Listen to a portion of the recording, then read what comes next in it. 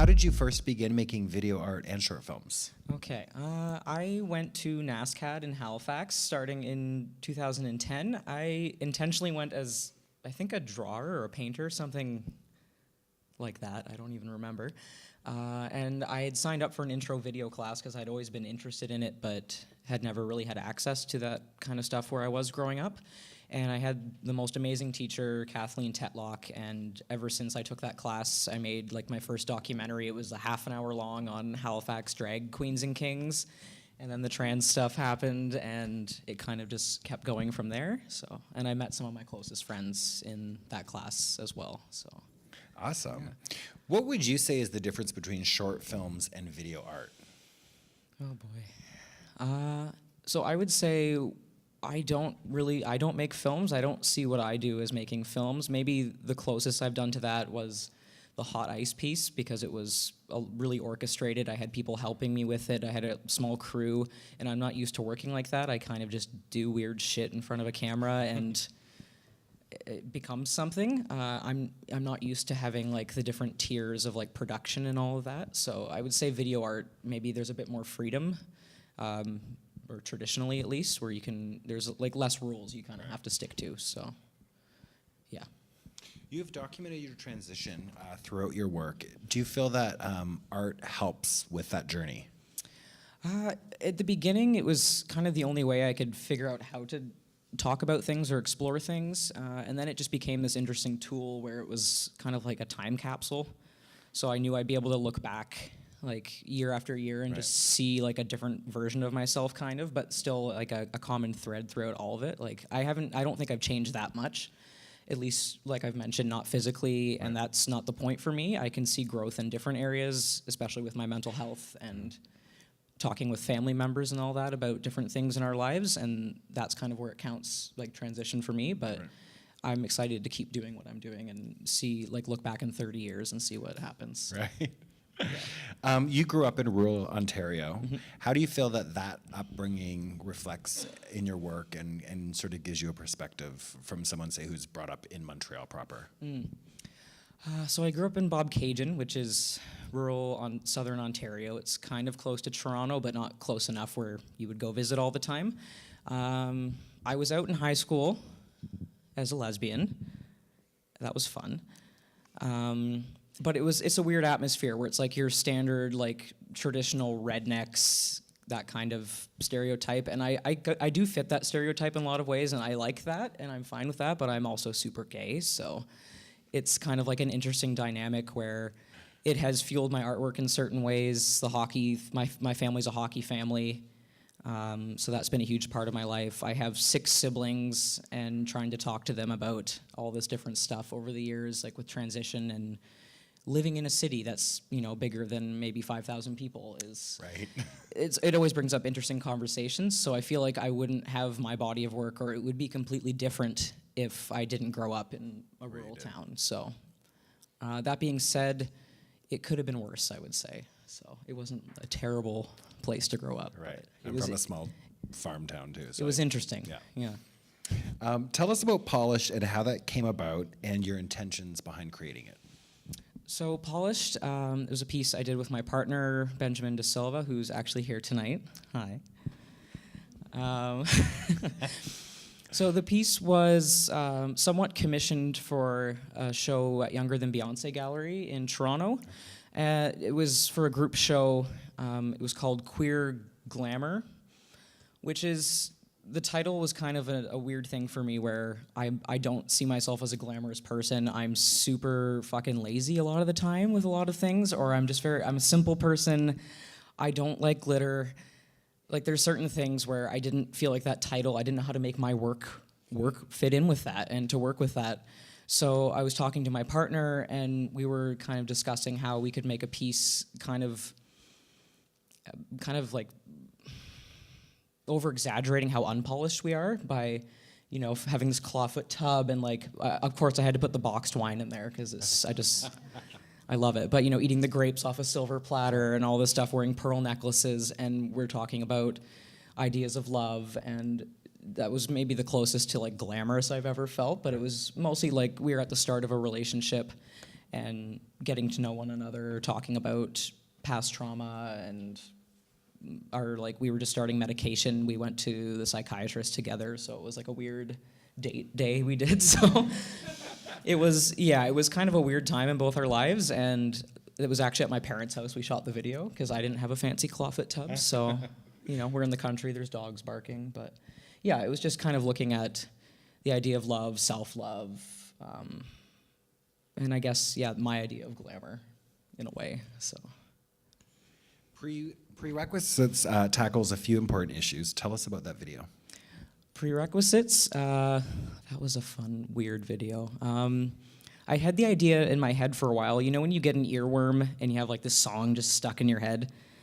So I apologize, the text at the end went a little faster than it should have.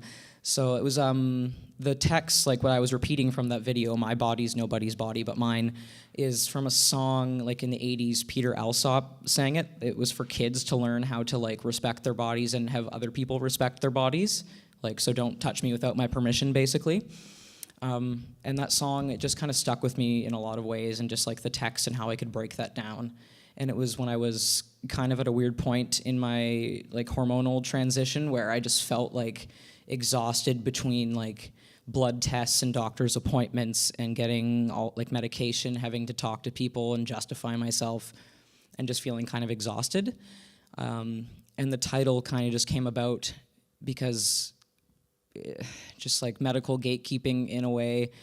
I consider it as I had the prerequisites to start hormone replacement therapy because of the way I looked before I started, which is a thing that happens with a lot of doctors. Like I'm tall, skinny, white.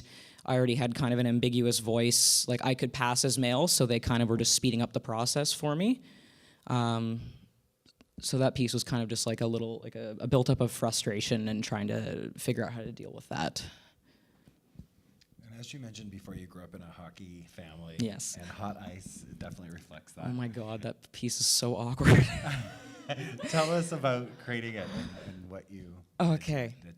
So that piece, it was kind of during this period where I was more interested in like the hockey motifs and less about obviously my family's relationship to hockey, and just kind of looking at the props and like the sticks I made in the background. They were all like weird angles, looking at like what you could wear and how to make it kind of queer and trans or what have you. And I was really focusing on the language in that because if it didn't make a lot of sense to you, that's okay. It wasn't really supposed to. It's kind of a mixture of lavender linguistics and hockey slang, because what I found when I was just reading stuff over the years, there's a lot of overlap. So like tenders could be seen, it's like a goaltender could be seen as like a young gay man. Same with chickens. There's a lot I'm forgetting right now. Cherry pick. There's a lot of stuff in that video. So I think most of the text I had in red is kind of like the double entendre kind of words. So it was mostly just looking at language and kind of just trying to make like queer hockey more. So I kind of classify it as a genderqueer jock drama because all of us in that video are like trans or queer to some extent. And it was just, let's see if we can act, and we can't. So, and I have such a baby face in it. It's really fun to watch. Yeah. What about game face? Game face? Okay. That piece, at the beginning, the thing I put in my mouth, this will maybe make it make a bit more sense, is a hockey mouth guard made of soap. Yum. Yeah. I might have a bit of an oral fixation. That wasn't clear from some of my work, so. That piece, I made that in 2014 after the first piece, the I Feel Good, the home video sort of piece of my brother. My grandmother used to wash our mouths out with soap if we said something bad. I don't know if anyone else's grandparents did that. Super old school. It's gross. I can still taste that. But yeah, that was, again, kind of looking at my relationship at that time when I was pretty much like pre-transition and wasn't really sure how I was feeling about any of that. How I fit into like that culture I grew up in and masculinity in general, because oftentimes I see hockey as kind of like this quintessential macho masculine sport and culture. So game face was just me trying to remain, like, have my composure of like a tough kind of face with this mouth guard made of soap, and then it just gets more and more pathetic, and I start drooling on myself. And yeah, so it was shown originally as like it's a document of a performance, so it was shown with a mouth guard to contextualize it a bit more. But I've never seen it on that big of a screen. It's pretty gross. Well, you mentioned I Feel Good. Let's talk about that piece. Mm-hmm. So that piece I did for my thesis show at NASCAD. Was also part of a larger installation. But I'd wanted to talk to my brother for a while. He's my younger brother, my only brother, and was still living at home at that time. So I wanted to talk to him about his mental health because I knew he was having issues with that and was feeling kind of lonely and just needed to talk to someone about it. But he also didn't want to talk about it, even though he agreed to talking about it. So it was this whole, okay, let's set up this video camera, but not in your face because you're not even going to look at it. You're going to be on your phone texting girls the whole time.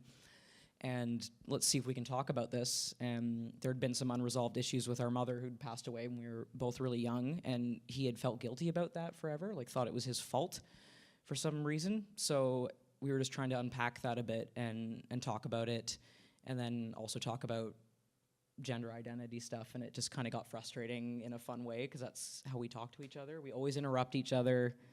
He speaks very fast. It was hard to keep up at some points, but I guess I can do that too sometimes. So, yeah. Cool. Well, thank you so much. What's next? What are you working on? Well, what's next? The last piece I showed was a clip from a documentary I'm currently working on with my uncle. So that's my mother's brother. So I'm talking to him and getting him to open up a bit more about his experiences with dissociative identity disorder. So we'll see where that goes. And hopefully it will be ready to show in the spring or summer somewhere. So, yeah. Awesome. Thanks so much.